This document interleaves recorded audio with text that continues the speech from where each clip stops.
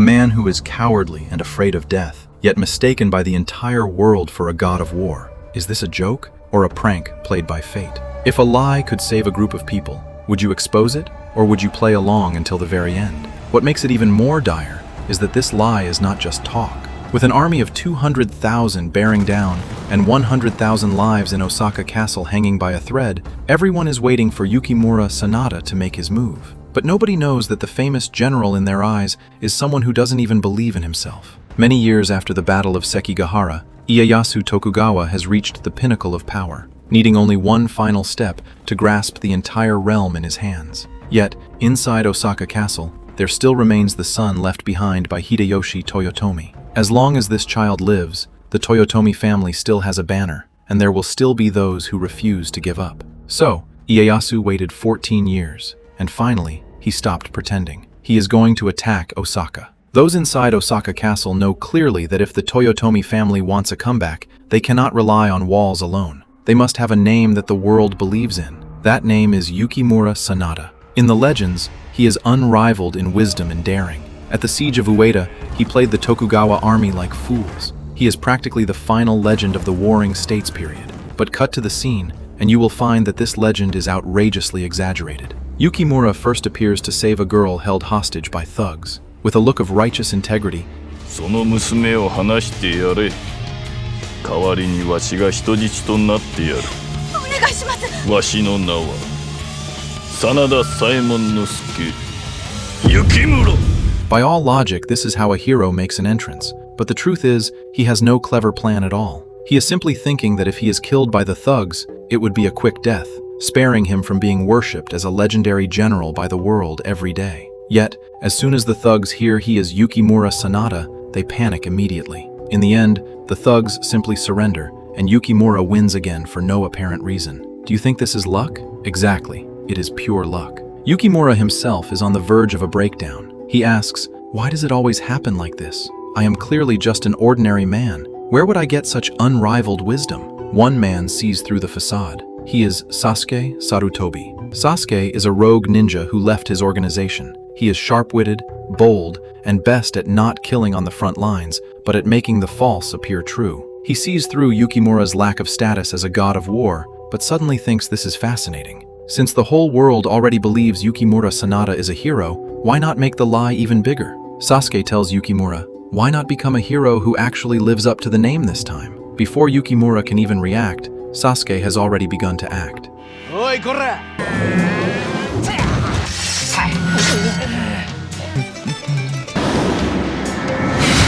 He first finds his old partner, Saizo Kirigakure. Then there are Seikai Miyoshi and Issa Miyoshi, one with monstrous strength, the other a speedster, both following Saizo's lead. They gradually recruit a group of strange characters. Kamanosuke Yuri, who travels the world with his spear and heads wherever there is a battlefield.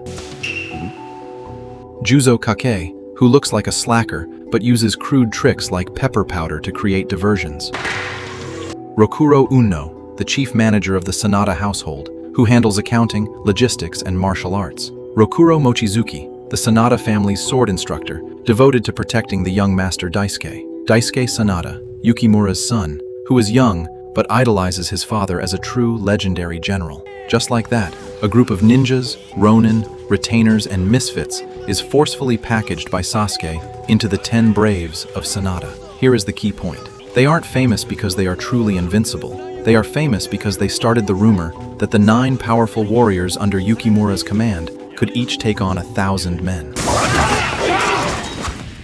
The rumors spread to the gates of Osaka Castle and quickly turned into myth. Commoners chat over drinks, saying the 10 Braves of Sanada have arrived, and the Tokugawa are in trouble this time. The Tokugawa side begins to grow vigilant. The Toyotomi side, grasping at a straw, immediately sends word for Yukimura Sanada to enter the castle.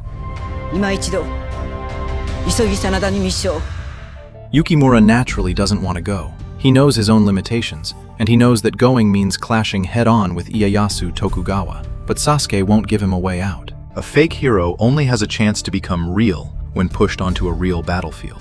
Thus, the Sanada family marches out, and Osaka Castle erupts. Madabi Goto, Katsunaga Mori, and Morichika Chosokabe, all these Toyotomi commanders have arrived. The castle has gathered an army of 100,000, and the morale seems high. But everyone knows that standing outside the gates is Ieyasu Tokugawa, the old fox who has almost conquered the realm. At the War Council, Yukimura is truly put to the fire for the first time. Everyone is waiting for him to speak, but what strategy does he have? He can only listen to the whispered prompts of Sasuke and Saizo. When someone asks if they should hold Osaka Castle, Sasuke immediately tells him to strike a pose of authority and say, "How can one win by being cowardly?" Yukimura says exactly that, and the assembled commanders nod in agreement. But the next second, Sasuke tells him to lower his stance and add, "If Lord Hideyori decides to hold the castle, I am willing to obey." This rhetoric, tough at the front, soft at the back, shows backbone without stealing the Lord's thunder. Yukimura acts the part well, and just as he is about to muddle through, 確かに大坂城は難攻不落の天下の名城。何？バカ。されどただ一つの弱点がござる。弱点とは城南の備えが薄きことにござる。 Once these words are out, Sasuke and the others are in despair. You just pointed out the weak point in front of everyone. If you don't fix it, you're doomed. So they have no choice but to keep the lie going. Having Yukimura propose, "Since the south is weak, we shall build a fortress, and the Sanada army will guard it." By sheer coincidence, the Sanada Maru, which would later become legendary, was born from a slip of Yukimura's tongue. You see, this is the most interesting part of the film. Others rely on brilliant strategies to fight wars, but they rely on improvising lies. But the problem is, once a lie is pushed forward by circumstances, it is no longer just a lie. It becomes a responsibility, a blade, and something a group of people must pay with their lives to fulfill. After the meeting, the Koga ninjas arrive. Saizo and Sasuke are fugitives, and their organization will never let them go.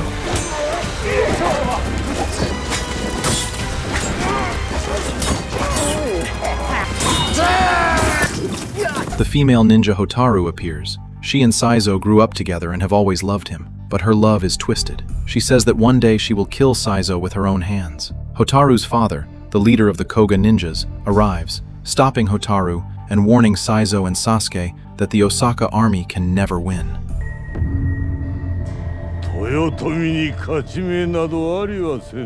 Sasuke presses for the reason, but he says nothing, leaving only a sentence that sounds like a curse. At this moment, nobody knows that what truly destroys Osaka isn't just the Tokugawa army or the disparity in weapons, but a vicious nail already driven into the heart of the castle. The Sanada Maru is finally completed, and everyone looking at the fortress feels this battle will be passed down for generations. But just before the major battle, a ridiculous incident occurs outside the walls. A man is going around impersonating the 10 Braves, doing evil deeds in their name, and is caught. His name is Zinpachi Nezu, from a fallen samurai family, holding a grudge in his heart. He feels he is no different from these so-called heroes. It's just that he had bad luck and ended up a commoner. In Saizo's opinion, someone who smears their reputation should be killed. Sasuke suddenly becomes interested. He says, "Then why not just become the true 10th Brave?" Everyone is stunned. 9 Braves become 10, simply because Sasuke thinks 10 Braves sounds smoother and more like a legend.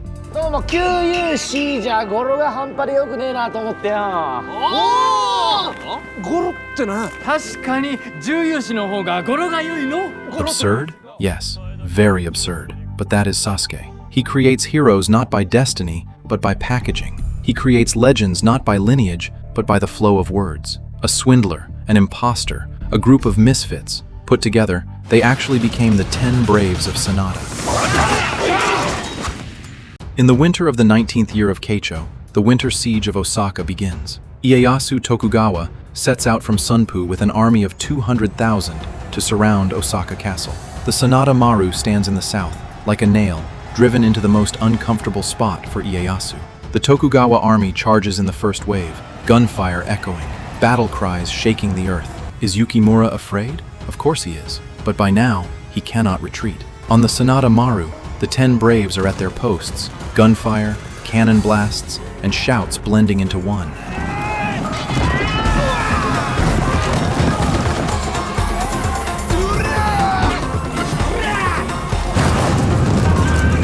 The enemy thinks the fortress is easy to take, but as soon as they charge, they are beaten back layer by the Sanada army.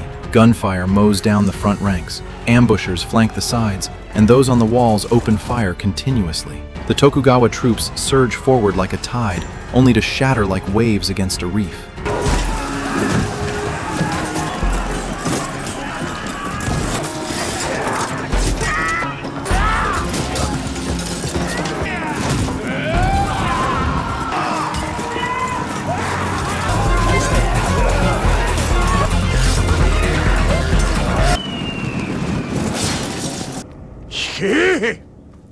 The Sanada Maru wins. This victory pushes Yukimura's myth even higher. The world praises the Sanada as being truly formidable, but only the Sanada army knows how much stumbling, how much fear, and how much gritted teeth pretense went into this victory. Daisuke experiences the battlefield for the first time and is wounded. He says nothing, but he is truly afraid inside. Kaminosuke sees through him and tells him, "No one is fearless on the battlefield. I am afraid too. I've just been holding a spear since I was old enough to know better. Outside of the battlefield, I don't know how else to live."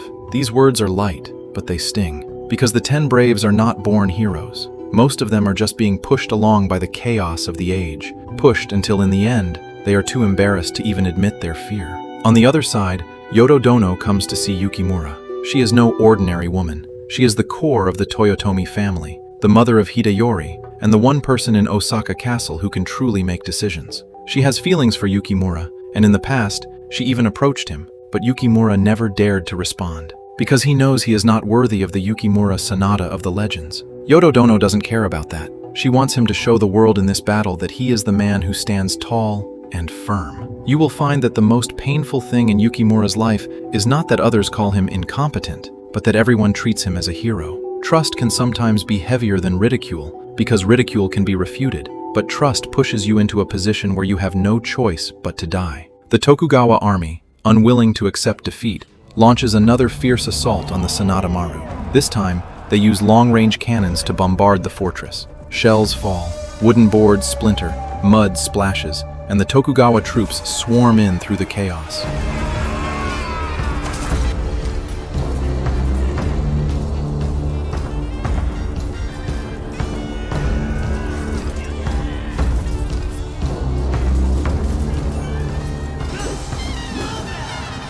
Just as the battle reaches a deadlock, the powder magazine near the 8th block suddenly explodes.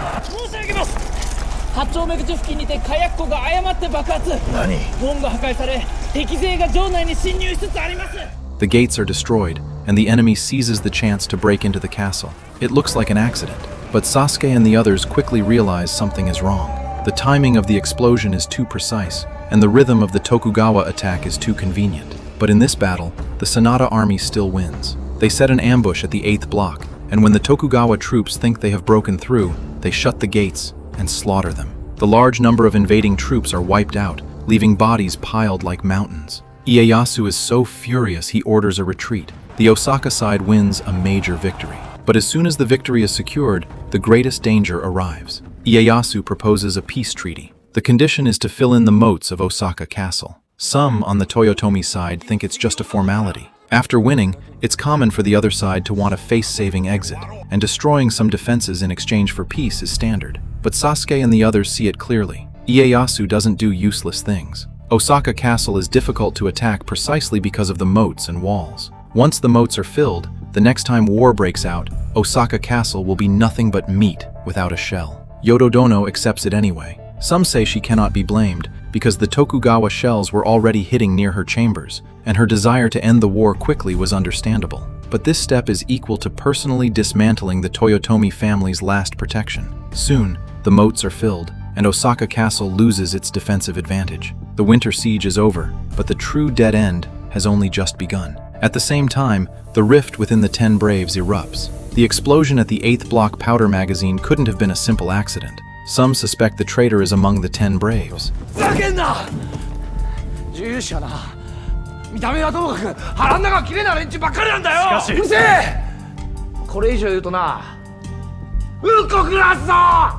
the 5th month of the 20th year of Keicho, Ieyasu mobilizes his army again. The reason is that Osaka Castle is still sheltering Ronin and harbors rebellious intentions. This is, of course, just an excuse. What the Tokugawa want is for the Toyotomi to vanish completely. and for there to be no other banner in this land that reminds people of their old lord. The summer siege of Osaka begins. This time, the situation is completely different. With the moat destroyed and the fortifications collapsed, Toyotomi's forces could only fight in open areas. At the Battle of Domyoji, Matabi Goto is killed, and when the news reaches the castle, everyone knows that defeat is staring them in the face.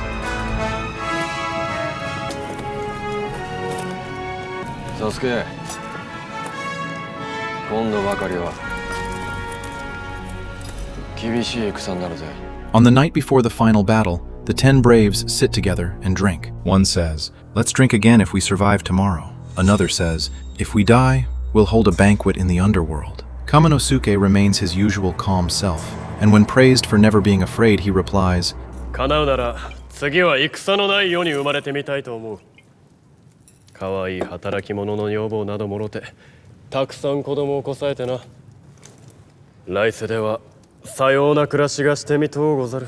The greatest wish of a man who has held a spear his whole life is not to be a titled lord, but to never fight again. This is the most bitter part of any war film. Those truly trapped by war don't necessarily scream in pain every day. They just no longer know who they are once they leave the battlefield. That night, Yukimura does one thing. He tells everyone the truth. He says he is not a legendary general. Those strategies were mostly thought up by Sasuke and Saizo. The brilliant calculations in the rumors were mostly just misunderstandings and luck. Daisuke is devastated upon hearing this. He has always viewed his father as his faith, the silhouette he had to chase. Now that this silhouette has suddenly collapsed, he cannot accept it, even calling it a disgrace to have such a father. Sasuke wants to lash out, but Yukimura stops him. Then, Yukimura stops running for the first time. 聞け大輔、皆も聞いてくれ。わしはの明日我が生涯最後の一日だけはサスケの申す本物というものになってみようと思うのじゃ。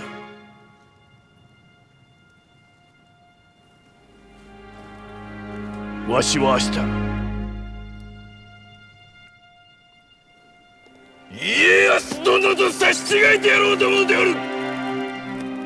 At this moment, Yukimura finally understands that a hero is not someone who is fearless from the start. A hero is someone who knows they are afraid, knows they might not be able to live up to the name, yet still chooses to step forward at the final moment. He proposes his final plan. The Tokugawa main camp is guarded by the Matsudaira army. Once the battle starts, if the Mori army attacks from the flank, the front of the main camp will inevitably fall into chaos. The Sanada army will seize this fleeting moment and strike straight into Ieyasu's headquarters. It is a fleeting opportunity, but it is their only chance for victory. Hearing this, Daisuke finally understands that his father is not incompetent. He was just tortured for a lifetime by a fake legend, and now he decides to use his life to make that legend come true. Daisuke kneels and apologizes. The rift between father and son is mended on this final night. But the more mended it is, the more one knows that after dawn, they likely have no future. Before sunrise, the Toyotomi side assembles 70,000 troops.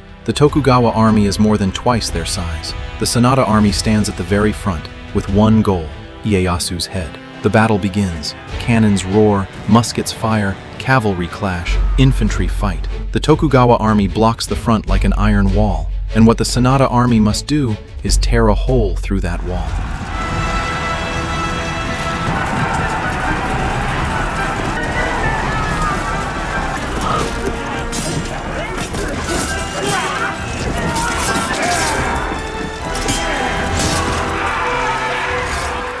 Rokuro Uno is the first to fall. He knows he won't make it to the end, so he entrusts the path forward to Yukimura and stays behind to cover the retreat. He says, "I leave the rest to you." Yukimura looks at this loyal retainer and can only tell him to wait at the Sanzu River. Rokuro falls, and the Sanada army charges on.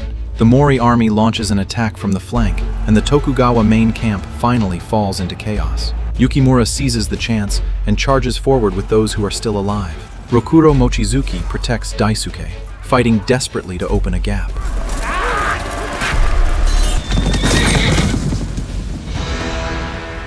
Kaminosuke also comes to a halt. He knows he can only go this far.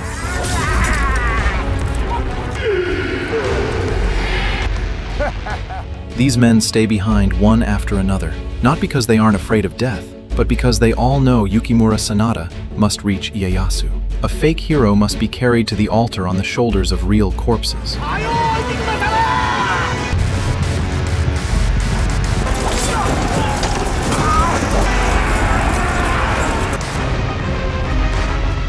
Finally, Yukimura fights his way to Ieyasu's standard. Ieyasu is right in front. Yukimura loudly declares his name, intending to take Ieyasu's head. At that moment, he is no longer the man who pretended to be calm while scared of thugs, nor the puppet, relying on others' prompts at the war council. He is Yukimura Sanada, the real Yukimura Sanada. Daisuke follows his father, his eyes filled no longer with disappointment, but with pride. They are only one step away from Ieyasu, but the Tokugawa soldiers raise their muskets. The shots ring out. Yukimura blocks the bullets, telling them to ignore him and keep going.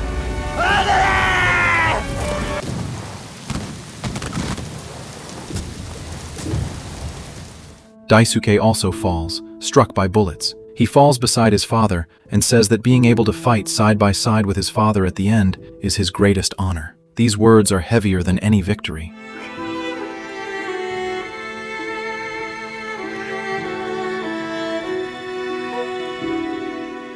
Yukimura falls as well. Before his death, he looks at Sasuke and entrusts him with the protection of Hideyori and his wife. Sasuke cries, because he finally understands that the lie he created with his own hands has truly become a remarkable man. The day Yukimura Sanada dies, the defeat of the Toyotomi is already sealed. But the story is not over. Sasuke and Saizo sneak into Osaka Castle to carry out Yukimura's final wish. They must rescue Hideyori and Yododono and send the Toyotomi bloodline to safety. They reach a granary, which is now being used as a secret powder magazine. The plan is simple. Hide Hideyori in a box, have everyone disguise themselves as Tokugawa soldiers, and transport him out. But at this moment, Saizo stops Yododono. He reveals the true truth. Yododono has been communicating with Ieyasu all along. Ieyasu sent her a secret letter, promising that as long as she cooperated, he would at least spare Hideyori's life. So she gathered those who resisted the Tokugawa in Osaka, allowing Ieyasu to eliminate them all at once. Yukimura, Matabi Goto, Katsunaga Mori, those who came for the Toyotomi, were all actually caught in this trap. Hideyori cannot believe it and asks his mother why she did this. Yododono does not defend herself. そなたの命さえ助かるのならば、母は他の誰の命が失われようとも構わぬ。たとえこの身が無限地獄に落ちようとも。それが子を持つ母というものじゃ。This is not a simple villainous transformation. Yododono is certainly cruel. She caused the deaths of many, but as a mother, she simply placed the whole world behind her son. It's not that she didn't know she would go to hell, she was prepared for it long ago. Saizo cannot forgive her. Sasuke also wants her to die here, but Hideyori kneels and begs them to spare his mother. Just then, the Koga ninjas catch up. They arrive with soldiers to silence them.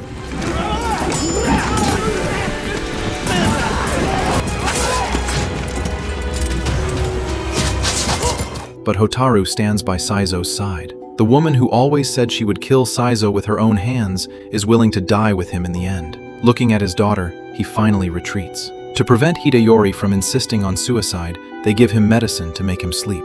Yododono does not leave. She chooses to stay in the castle, saying at least she will sacrifice herself to pay homage to those who have passed. She tells Sasuke and the others to take Hideyori away, which is her final account to everyone she sacrificed. They use boxes, disguises, and body doubles to bring Hideyori out of Osaka. The war fire burns down the Toyotomi castle and the final embers of the Warring States period. The Tokugawa win the realm, but the name Yukimura Sanada is written into legend from this day forth. In the epilogue, the survivors take a boat to escape toward Satsuma. On the way, Hideyori suddenly says that his mind is full of Satsuma sweet potatoes, and he wants to eat them quickly. As soon as Sasuke hears this, he knows something is wrong. Is this Hideyori? This is clearly Zinpachi Nezu in disguise. The real Hideyori is hidden in a safer place, and once again, no one can say for sure what is true and what is fake. Saizo asks Sasuke, "What on earth did you say to Hotaru to make her help us?" Sasuke fumbles for words, saying he told Hotaru that Saizo often wondered if she would be willing to be his wife. Saizo explodes on the spot. Hotaru also chases him for an answer. Sasuke keeps running, Saizo keeps running, and Hotaru chases behind them. With blades flashing and lies being spun, it seems as if the battle that decided the fate of the world was just another absurd escape in their lives. But that is the flavor of Sanada Ten Braves. It is not a story about how a born hero saves the world, but about a cowardly man who is pushed along by lies, carried along by the people, and finally, truly reaches Ieyasu. It also asks us, if you carry something false to the end, can it one day become true? The reputation of Yukimura Sanada is fake. The legend of the Ten Braves is puffed up. The identity of Zinpachi Nezu is a fraud. But in the end, beneath those fake names, those who died were real people. They shed real blood, and they honored true loyalty. So, Yukimura did not win in the end. He didn't kill Ieyasu, and he didn't save the Toyotomi realm, but he did defeat the cowardly self that had been holding him back. The hardest thing for a person is not becoming the hero in others' eyes, but admitting you are afraid when everyone is watching you, and still moving forward anyway. If you were Yukimura Sanada, would you continue to act out this lie? If you were Sasuke, would you push a group of people onto a real battlefield for the sake of a fake hero? Perhaps the answer is not that simple, because some lies are swindles, but other lies are the final glimmer of light a person can grasp in the midst of despair.